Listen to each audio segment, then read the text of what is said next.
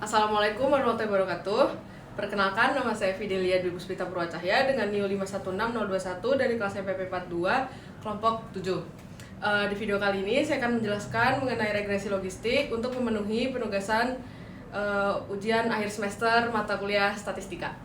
Pada penelitian ini, kami menggunakan jurnal acuan yang berjudul Generasi Z sebagai Konsumen Masa Depan, Karakteristik, Preferensi, dan Tantangan Baru. Judul penelitian kami itu adalah preferensi mahasiswa UGM sebagai konsumen masa depan dalam memilih hunian. Latar belakang yang mendasari dari judul tersebut itu pertumbuhan kebutuhan hunian di Indonesia yang terus meningkat seiring dengan bertambahnya penduduk usia produktif. Nah, mahasiswa UGM itu merupakan salah satu calon konsumen potensial yang faktor-faktornya itu lingkungan dan harga dapat menjadi pertimbangan utama dalam pemilihan hunian.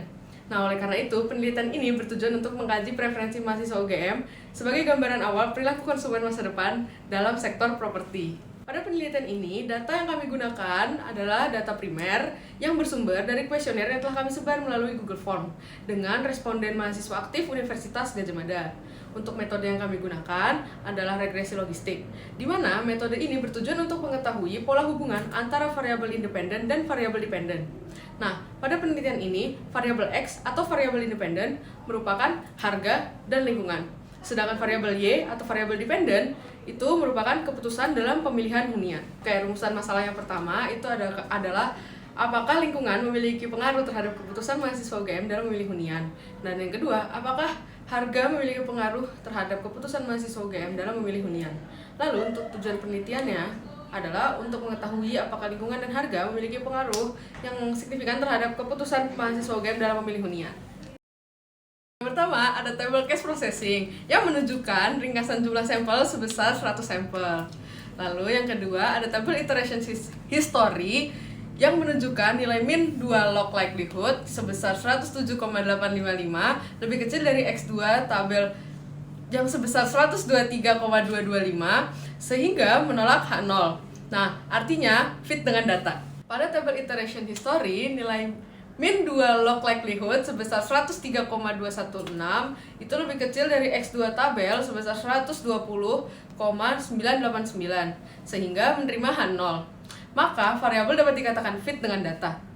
Selanjutnya, pada Omnibus Test of Models Coefficient itu didapatkan hasil nilai X2 sebesar 4,595 lebih kecil dari X2 tabel pada DF2, yaitu jumlah variabel independen 2 sebesar 5,991 dengan signifikasi 0,101 yang lebih besar dari 0,05, sehingga model tidak signifikan secara statistik, serta variabel independen secara bersama-sama belum mampu menjelaskan variabel dependen dengan baik.